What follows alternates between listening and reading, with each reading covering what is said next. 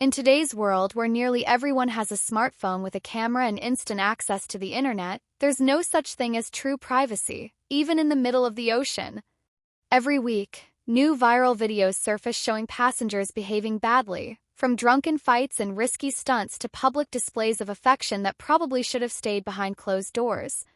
It only takes one person filming at the right moment for your embarrassing, or even illegal, actions to be broadcasted to millions.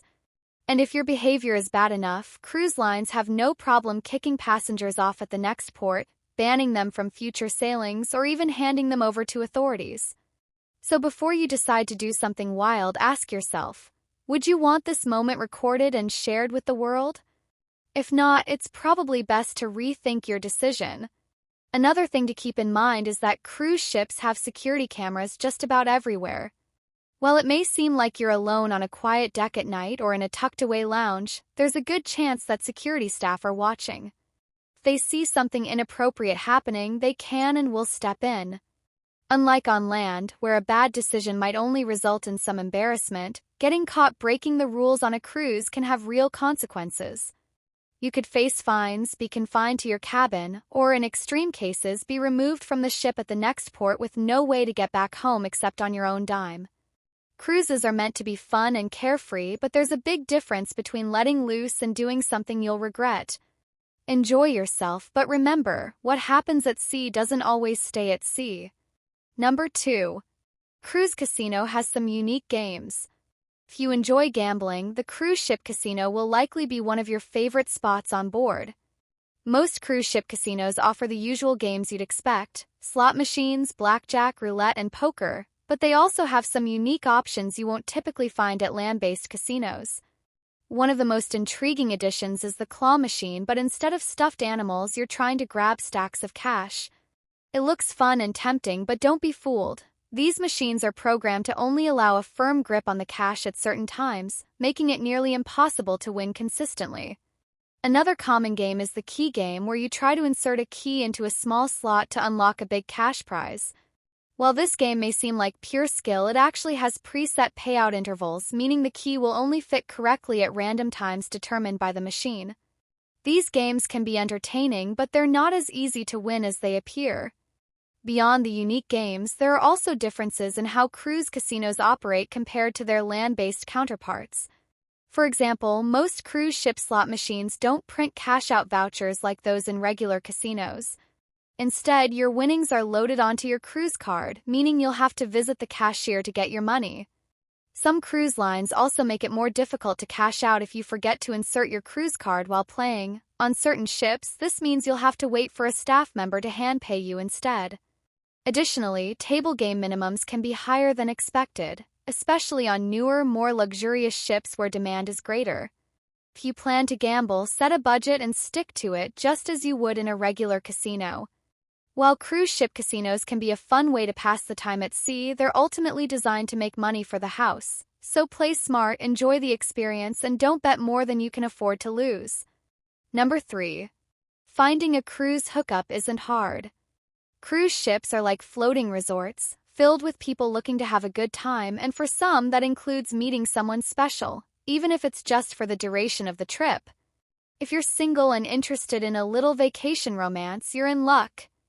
Many cruise lines host singles meetups, which are informal gatherings listed in the ship's daily schedule where solo travelers can mix and mingle. These events are a great way to meet other passengers who are also looking for company, whether that's for a casual drink, a dance partner, or something more. Beyond that, the ship's bars, nightclubs, and even poolside loungers are prime spots for sparking a conversation. Shore excursions can also be a great way to bond with someone over a shared adventure, whether it's snorkeling, hiking, or just exploring a new city together. Since everyone is in vacation mode, people tend to be more relaxed and open to meeting new friends, or more. However, there's one big thing to keep in mind. Cruise ships are small, and you're likely to run into the same people over and over again. If you have a fling with someone and later decide you'd rather not see them again, things could get awkward fast. Unlike a city where you can easily avoid someone, a cruise ship has limited space, and you'll probably bump into them at the buffet, the pool, or even on an excursion. If you're going to engage in a vacation romance, be mindful of how you handle it. Keep things light, fun, and respectful, and if things don't work out, be prepared to handle the situation maturely. After all, cruising is about enjoying yourself, and the last thing you want is unnecessary drama during your trip. Number 4. Housekeeping sees everything. Your cruise cabin might feel like your private retreat, but don't forget, your room steward comes in at least once a day to clean, replace towels, and tidy up. While these crew members are professionals who have seen it all, that doesn't mean you want to leave personal or embarrassing items out in the open. Whether it's an intimate outfit, an adult toy, or even a bottle of alcohol you weren't supposed to bring, anything left out in plain sight will likely be noticed. While your room steward is unlikely to say anything, they will still see it, and that can make for an awkward encounter the next time you bump into them in the hallway. If you want to avoid an uncomfortable situation, take a minute to put away any personal items before leaving your cabin for the day. Beyond just avoiding embarrassment, keeping your cabin organized can also prevent any misunderstandings. If you have valuable items like cash, jewelry, or electronics, it's always a good idea to store them in the cabin safe rather than leaving them out on the desk or nightstand. While most cruise staff are trustworthy, it's better to be safe than sorry. Additionally, if you're traveling with alcohol that isn't allowed on board, be aware that room stewards are required to report it if they see it. Cruise lines have strict policies on bringing outside alcohol, and if a steward finds bottles in your room, they might notify security, which could result in your drinks being confiscated. The best rule of thumb? Treat your cabin like a hotel room, keep personal and valuable items tucked away, and you'll have nothing to worry about. Number 5. Balcony cabins aren't as private as you think.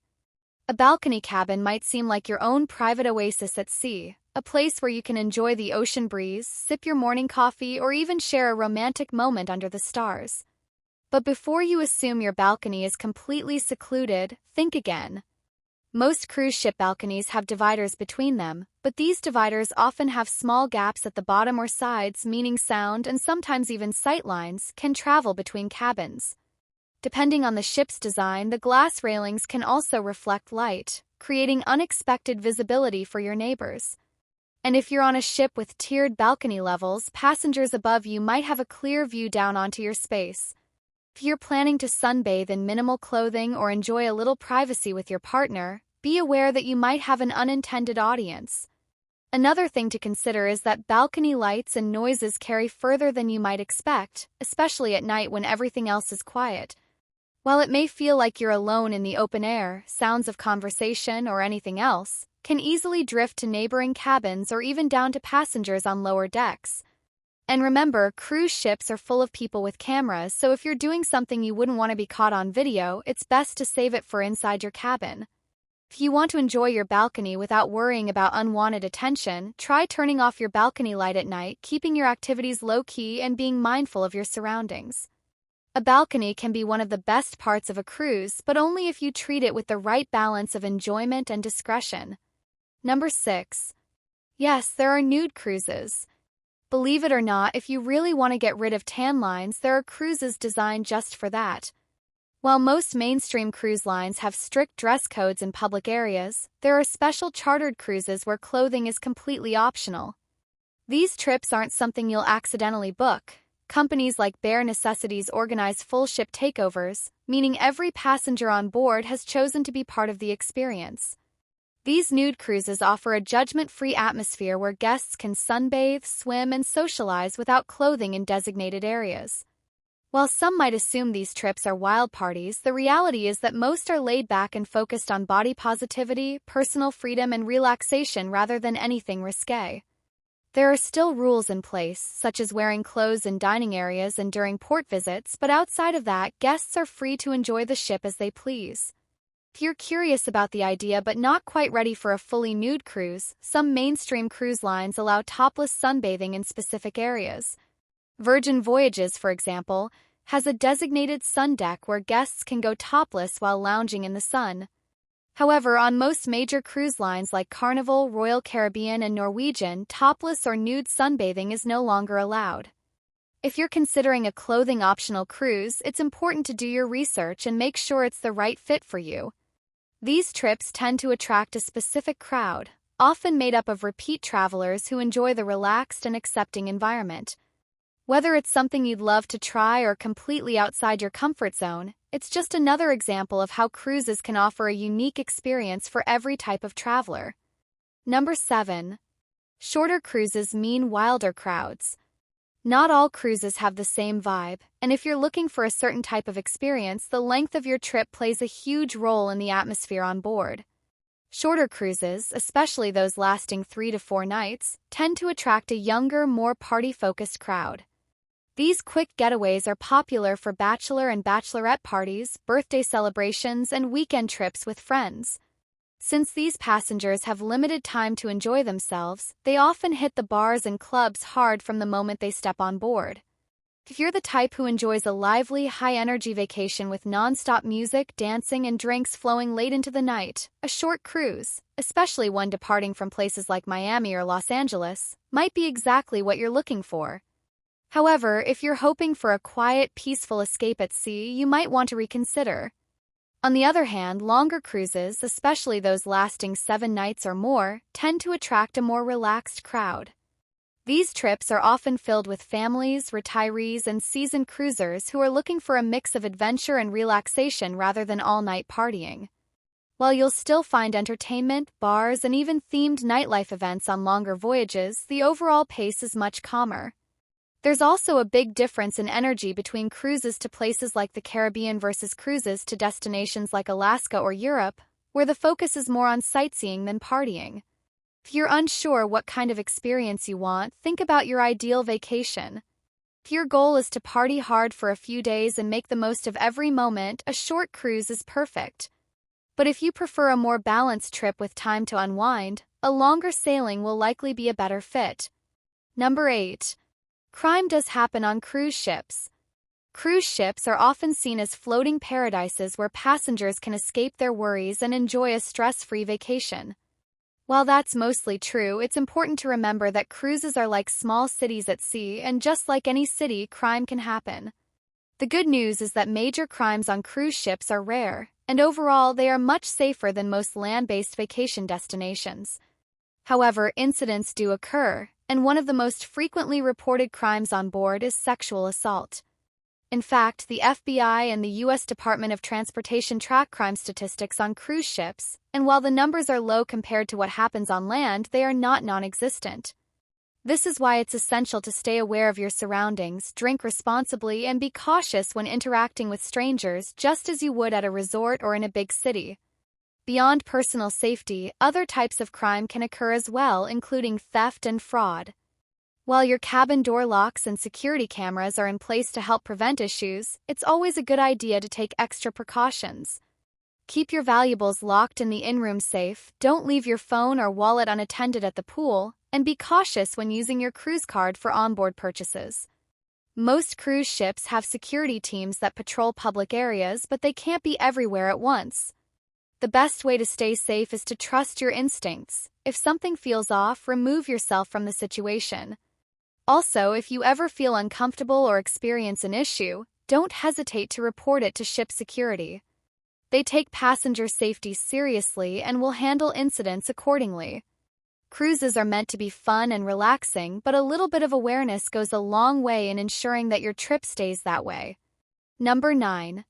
Once you board, you can't get off easily. One of the biggest differences between a cruise vacation and other types of travel is that once the ship leaves the dock, you're committed. Unlike a road trip where you can turn around or a hotel stay where you can check out early, a cruise locks you into the itinerary for the entire duration. If you suddenly decide you're not enjoying yourself, feel seasick, or have an emergency back home, leaving the ship isn't as simple as just walking off. In most cases, you'd have to wait until the ship reaches the next port, and even then, you'd need special approval from the cruise line to disembark early. On top of that, you'd have to arrange your own transportation home, which can be incredibly expensive if you're in a remote destination. Airlines may not have frequent flights from small island airports, and last-minute ticket prices can be outrageous. Simply put, once you're on board, you should assume you're staying until the cruise is officially over. There are, however, a few rare circumstances where passengers may be forced to leave the ship early. If you break cruise line rules, whether that's sneaking on alcohol, getting into fights, or engaging in illegal activity, the captain has the authority to remove you at the next port and ban you from sailing with that cruise line again. Additionally, if you experience a medical emergency that the ship's doctor isn't equipped to handle, you may have to be evacuated, which often requires an expensive airlift to the nearest hospital. This is why travel insurance is strongly recommended for cruisers. It can cover unexpected trip interruptions, medical evacuations, and last-minute travel changes. Before you board, make sure you're truly ready for the trip, because once the ship sets sail, your options for leaving become extremely limited. The best way to enjoy your cruise is to plan ahead, go with the flow, and embrace the adventure. After all, you're on vacation. Number 10. The drinking age changes depending on where you are. If you're under 21 and planning to cruise from the United States, you might be disappointed to learn that the drinking age on board is the same as it is on land, 21 years old. Cruise lines enforce this rule strictly, meaning you won't be able to order alcohol at the bars, lounges, or even the dining room. However, what many younger passengers don't realize is that the drinking laws change the moment you step off the ship. Many popular cruise destinations, including Mexico, the Bahamas, and much of the Caribbean, have a legal drinking age of 18. That means if you're 18, 19, or 20, you can walk into a bar in port and order whatever drink you want without any issues. Some passengers take full advantage of this, heading straight to a local bar or beach club to enjoy cheap drinks before getting back on board. However, just because you can drink in port doesn't mean you should go overboard, literally or figuratively. Cruise lines have strict policies about letting overly intoxicated passengers reboard the ship, and if you show up at the gangway too drunk, you could be denied entry until you sober up. This could leave you stranded in a foreign country, scrambling to figure out where to stay and how to get home. Additionally, alcohol can hit you harder in the hot sun, especially if you're drinking on an empty stomach. If you plan to drink in port, pace yourself, stay hydrated, and always keep track of the time so you don't miss the ship. While it can be fun to take advantage of the lower drinking age in other countries, the key is to enjoy responsibly so that your cruise remains a great experience from start to finish. Number 11. Cruise drink packages. Are they worth it? One of the biggest decisions drinkers face when booking a cruise is whether to purchase a drink package. First glance, these packages seem like a great deal. Pay a flat rate and you get unlimited drinks for the entire trip. But whether or not they're worth the money depends entirely on how much you plan to drink. Most cruise lines charge between $60 and $100 per person per day for unlimited alcoholic beverages, soft drinks, and specialty coffees. If you're someone who enjoys sipping cocktails by the pool all day and having wine with dinner, you'll likely get your money's worth. However, if you're only planning to have a couple of drinks a day, you might be better off paying as you go. Keep in mind that drink packages are charged per day for the entire cruise, meaning you're paying the same rate even on port days when you might not be drinking on the ship. Another important thing to remember is that most cruise lines require every adult in the same cabin to purchase the drink package if one person does. This policy is meant to prevent people from sharing drinks, but it also means that if one person in your cabin doesn't drink much, they'll still have to pay for the full package. Additionally, drink packages usually don't cover drinks purchased in port, so if you plan to spend most of your time enjoying local bars and beach clubs, you might not get as much value out of the deal.